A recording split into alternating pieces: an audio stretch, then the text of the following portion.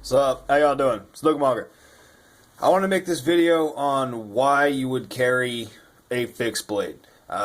First off, I'm not trying to sell anyone on carrying a fixed blade. I'm not suggesting it. I do understand in most people's daily lives it would be more inhibiting than a positive. I mean, I get that, and it's for probably majority of the population, most people out there.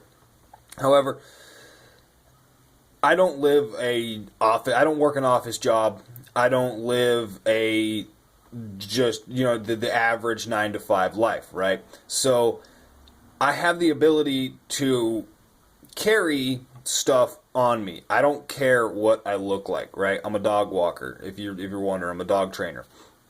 I don't care what I look like, right? I'm walking around the mountains with a bunch of dogs. So the utility that a fixed blade brings you is so superior over a folding knife. Now, I think the main thing that people get wrong, right, in thinking about this is they think of a knife as a cutting tool, right?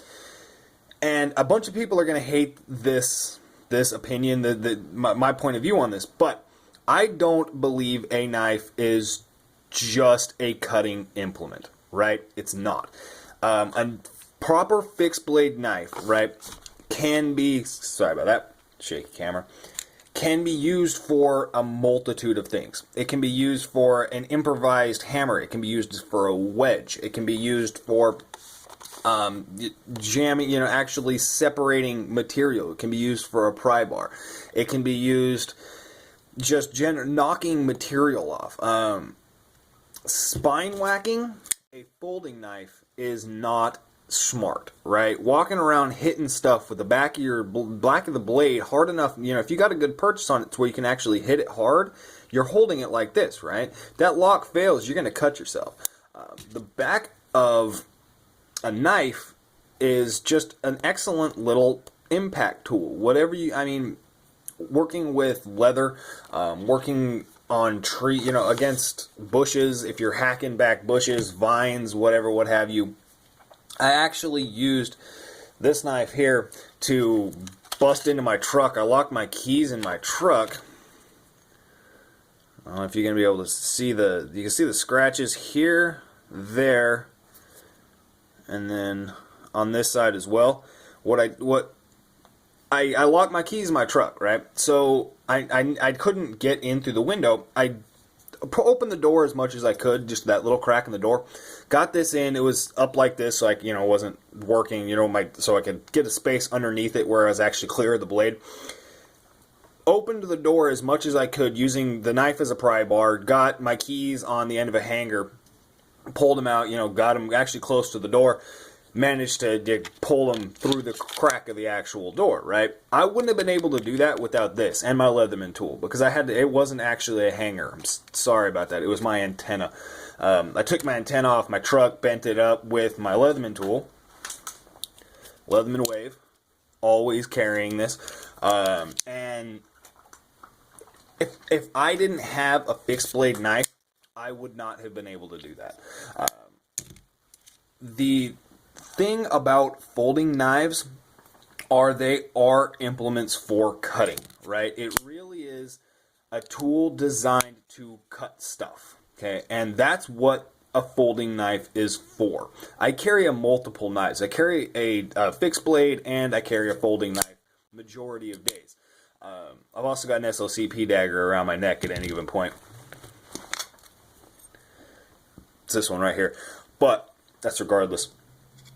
I use the folding knife for most utility tasks. If I'm going to hand a knife to someone, if someone's like, hey, you got a knife, here you go. I give them this one, whatever I happen to be carrying at that point. I'll even hand them this over handing somebody a fixed blade. It's just a little bit less intimidating, even as crazy as this thing is. And so it separates the tool, right? And with the implementation of a cutting instrument, right? Just actually thinking of a knife for only separating material, right? if that's if that's the aspect of it, right? A folding knife is a compromise. So 45 ACP, this is a 44 Magnum, right? Any semi-automatic pistol cartridge has been shortened down,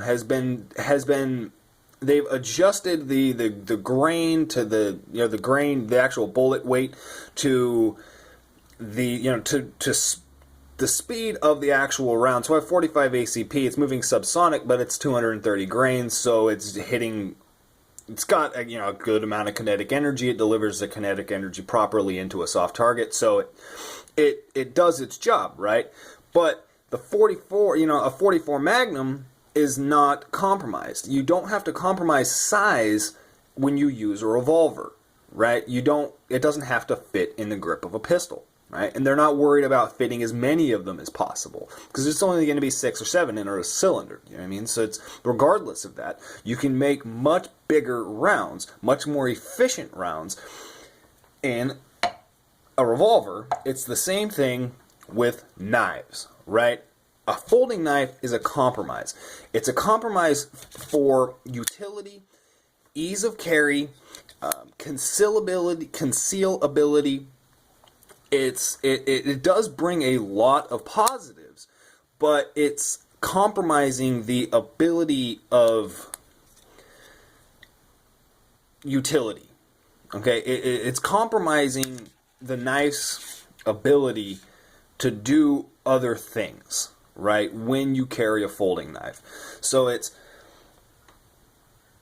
I don't understand why, if you don't have, again, it's like the whole revolver thing, right? I would rather carry a semi-automatic pistol. Don't get me wrong on that. For a self-defense scenario, I would rather carry a semi-automatic pistol. However, the reason for that is the amount of rounds, right? Which doesn't really transfer over into fixed blade knives, right? If you're going to go shooting, if you absolutely know for a fact that you're going to hit your target, would you rather shoot a 357 Magnum or a 45 ACP? If you know for a fact you're going to hit your target, you're probably, I would think that anyone is going to be shooting the 357 Magnum, right?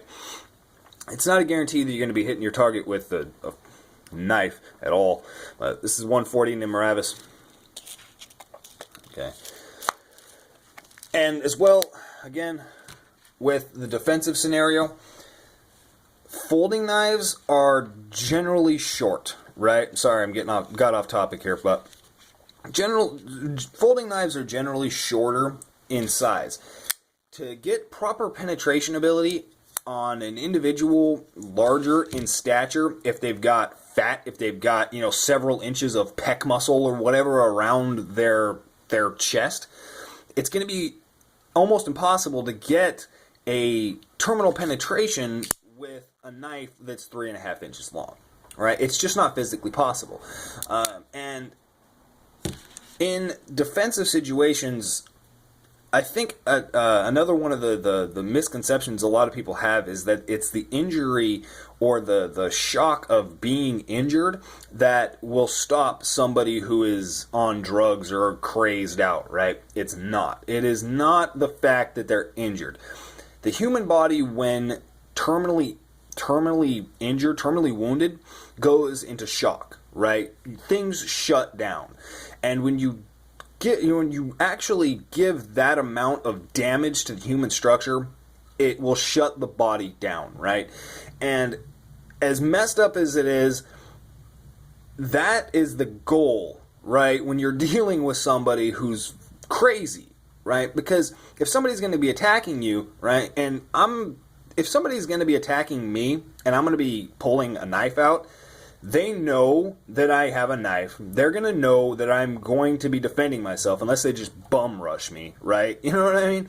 So it's and again, the fixed blade, a larger knife, not even necessarily a fixed blade, this one would actually work fantastic just for the de-escalation factor of it. You know what I mean? Somebody comes up, they think they have the upper hand, you pull out a really big-ass knife, they realize they don't have the upper hand. It can actually de-escalate the situation without anybody even being, injured, or without a confrontation even happening. That happens a lot with firearms. Most confrontations with firearms actually don't wind up with a round being shot. It's because the presentation of the firearm itself de-escalated the situation. It's much more prominent or probable that that's going to happen with a larger knife, a larger, bigger, shinier, more intimidating knife than something small, right? This is going to be a more effective defensive tool than this, but just due to the shiny factor, this is more intimidating, right? So having really big, really shiny is... It gives you that ability to take the wind out of somebody's sails in a defensive situation. It gives you the ability to shock them, to scare them.